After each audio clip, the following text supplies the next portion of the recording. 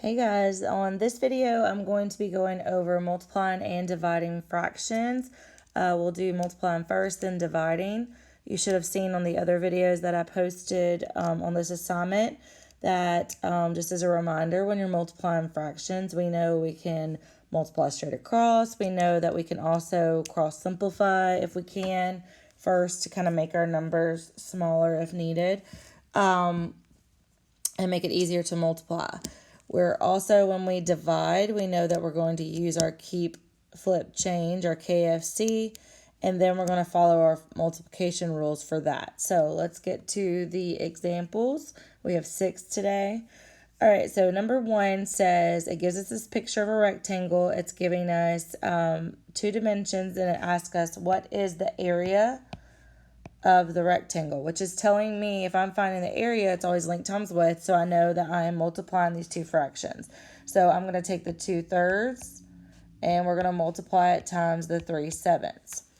All right, so I told you again that you can cross simplify if you have factors that you can do that with. So on this one, if I look across from each other diagonally, then I can see the 3 and the 3. Obviously, that's the same, so I know I can simplify these down to 1 by dividing out 3.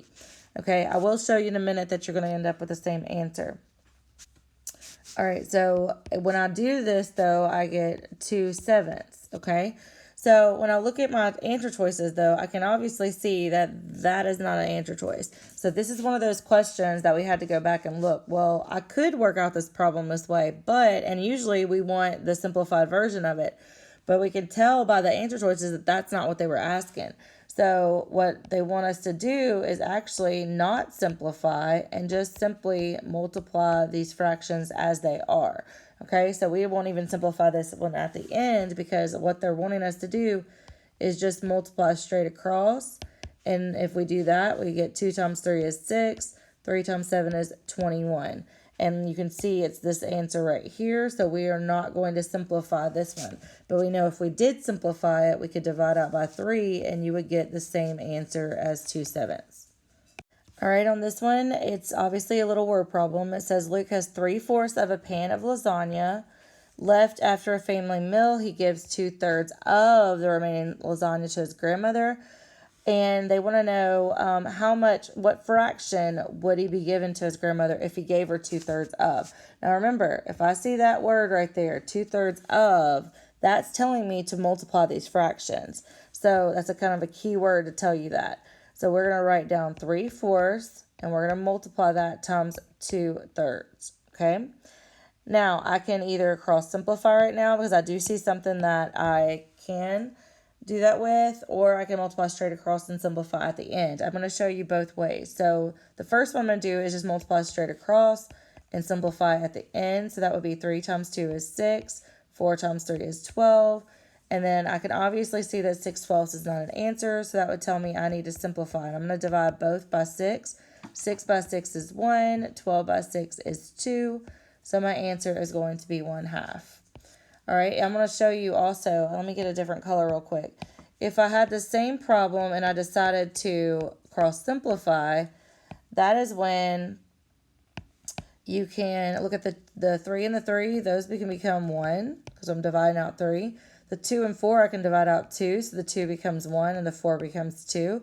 And then I multiply straight across and I already have 1 over 2, which is 1/2. So same exact answer is there. So it just depends on if you want to simplify at the end or if you want to simplify at the beginning if you understand how to cross simplify. So your answer here is 1/2. All right, this one is giving you a table and it is asking you which flower bed has the greatest area. We learned from the first problem we did that obviously when we do area of a rectangle, we know that we are multiplying length times width. So what I have to do for this one to figure out which one has the greatest area, I'm going to have to take each one of these, multiply them, and see what I get. So I'm going to separate these and just mark them since they have flower beds A, B, C, and D. I'm going to do my work and label them with the letter as well. So the first one is 5/4 times 8/7. All right, I can cross simplify a little bit here. 5 and 7 I can't do anything with, but 4 and 8 I can. So 4 becomes a 1, 8 becomes a 2, and I end up with 10/7. Okay, And I know that if I change this to, and it's right now it's improper, and if I change it to a mixed number, it could go in one time, and I would have 3 left over. Okay, so that's A. All right, now let's look at B. B, you have 4/5 times 8/7. All right, when I look at this one, you should be able to see 4 and 7, there's nothing you can simplify. 5 and 8, nothing. So we're just going to have to go straight across and multiply. 4 times 8 is 32. 5 times 7 is 35. Now what this tells me is I have a proper fraction right here. So that is telling me that it's actually less than 1. So just by knowing that I can't turn it into a mixed number, I know that it is not as large as A. So B is not our answer. So remember, we're looking for the greatest area.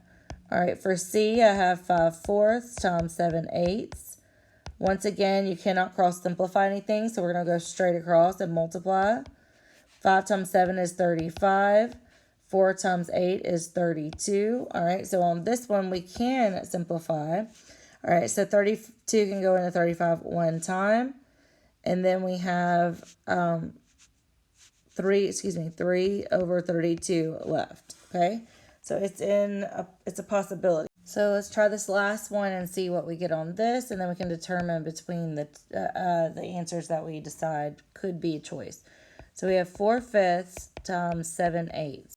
All right, so we look for things that we might could cross simplify. In this case, the only thing we can do is the 4 and the 8.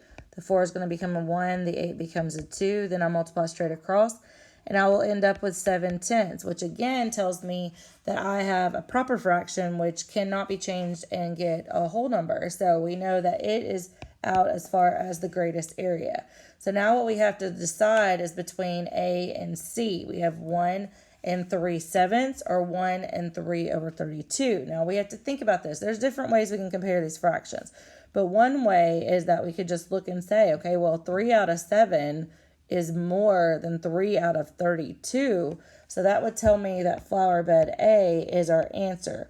We could also compare fractions like 3/7 and compare it to 3 over 32. When we compare fractions, we can practice this and say, excuse me, we can cross multiply and see what we get. If 7 times 3 is 21, and 3 times 32 is 96. Remember, we can compare those two numbers and say, okay, well, if 96 is greater than 21, that means 3/7 is also greater than 3 over 32. So that's kind of just a review on comparing fractions. So that, again, tells us that 3/7, which is the one that goes with A, is the correct answer. All right, on this one, it just kind of gives you 3 problems. Obviously, start in the division, and with division of fractions in 5th grade, the main standard is using a fraction and a whole number. So you're either dividing a fraction by a whole number or a whole number by a fraction. On this example, we're dividing a fraction by a whole number. Now we have to remember, we have to review a few things. One thing is that we know when we have a whole number, we have to make that a fraction. We know that there's going to be a 1 underneath that whole number, so we have to put that first. We also have to remember that when we're dividing fractions, we have to do our KFC, or keep, flip, change, where we keep our first fraction the same, we flip the second fraction, and then we change it to multiplication. All right, so I'm going to be doing that with each one of these problems. This was obviously a drag and drop kind of question, so I'm just going to write the answers as we get, but it does kind of give you a answer bank down at the bottom, so if you don't get one of those answers, then obviously something's not right. All right, so let's start with 1/5 divided by 7, and I'm going to go ahead and write it 7 over 1. Okay, then we're going to do keep, flip, change, which means keep my first fraction, flip my second fraction, and multiply. So now I just use my multiplication rules, multiply straight across because there's nothing I can cross simplify, and that would give me 1 over 35. So this answer right here would be 1 over 35, which is right there. All right, the next one, we have 1/8 divided by 3, and I'm going to do 3 over 1. And we know we're going to do keep, flip, change.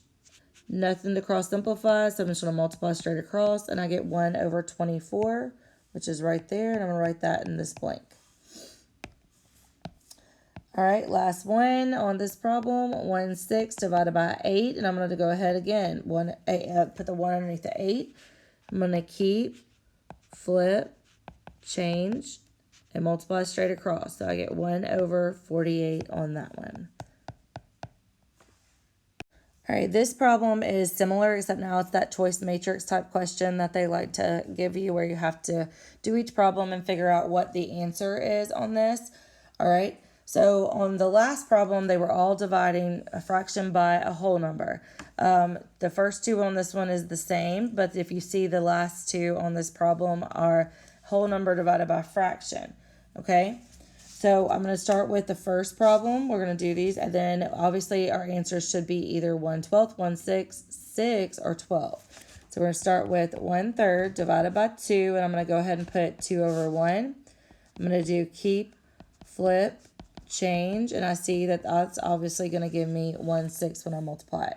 Okay, so that would be that answer. All right, the next one is 1/2 divided by 6, and again, I'm going to put 6/1. I'm going to do keep, flip, change, nothing to cross simplify, multiply straight across, and I see that that gives me 1/12. All right, now the next two are actually whole numbers divided by fractions. So we're going to do it the same way, but the results will be a little different because we've switched the order. Now with the whole number being in the front. We're still going to put a 1 underneath it, and we're still going to do keep, flip, change. So I'm going to do this one down here. So I'm going to go ahead and put the 1 underneath the 2, divided by 1/3. I'm going to do keep, flip, change. So keep, flip, and multiply. When I do this, I see I get 6/1, which I know is still just 6. So the answer to that problem is there. All right, last one. We're going to do same thing. We're going to do 6/1 divided by 1/2. We're going to do keep, flip, change it to multiplication, and we'll end up with 12/1, which is simply 12. So you can see when you're dividing the fraction by the whole number, you're going to still end up with a fraction. When you're dividing a whole number by a fraction, it's possible, like on these two, that you will end up with a whole number still. It just depends on what fraction you're dividing by. You may end up with a fraction or a mixed number kind of situation if it's a different problem. Okay, I wanted to do this problem because it's kind of an example of how it can be a little tricky when you see these problems. So obviously they give you a word problem at the beginning, but honestly, it doesn't have anything to do with the question. It's the same scenario, but not what it's asking. So I want you to kind of see how we're going to do this. Okay, so at first I'm going to kind of answer the question that the word problem is saying. And then we're going to actually look at what is the actual question asking. So if I look at the word problem, it says Jessica has 4 pounds of candy. All right, and then she puts it in bags that are 1/6 pound each. What I wanted you to see is just to remind you, just like with multiplication, when we see that keyword of, like 2/3 of, it tells you to multiply. Remember, when you're putting these in individual sections or containers, or in this case bags, this word each right here kind of clues you in that you should be doing division. So I'm going to kind of do my own question first, and then we'll go and do the question that's asking you. So if she had 4 pounds of candy and she puts it in bags of 1/6 pound each, I want to know how many bags could she make. Okay, so that's the question I'm doing first. How many bags can we make? Or she make, I guess I should say. Okay, and by doing that, I'm just going to say 4 pounds of candy divided by 1/6, because if I have 4 pounds total and each bag has 1/6, I'm going to divide that out. I know I can put a 1 underneath the 4, and then I can do keep, flip, change it to multiplication. And you can see if I do 4 times 6, I'm going to get 24/1, and that tells me I could make 24 bags. All right, so if that was the question, that would be our answer for that one. Okay, now the question that they're actually asking you about, it just says 2 friends share a 1/6 pound of bag of candy. Each friend will receive how many pounds? Well, all that's really saying is they have one bag and they're splitting it between the two of them. So the question that they're actually asking on this one is just saying 1/6 divided by 2. All right. So if we do that, we know we can put the 1 underneath the 2, and we're going to say 1/6 We're going to keep it. We're going to flip the second one, and then we're going to change it to multiplication. So, when I multiply straight across, I know I'm going to get 1/12. So the answer to this question, each friend will receive 1/12 of a pound if they were splitting that 1/6 pound bag. Okay, so obviously we can do it from one, set of information. We can ask different questions about it. All right, so this is the last question for this video. I hope you've watched the other number rock just as a reminder of how to multiply and divide fractions. There's 2 of those short little videos. And then after you've watched this one, then you have one little Master Connect assignment to work on as well. Please let me know if you have any questions. And then I will also be on Google Meet Monday and Wednesday, 12 to 1. And then on Friday, 12 to 12:30, like always. All right, y'all have a great day. Love you. Bye.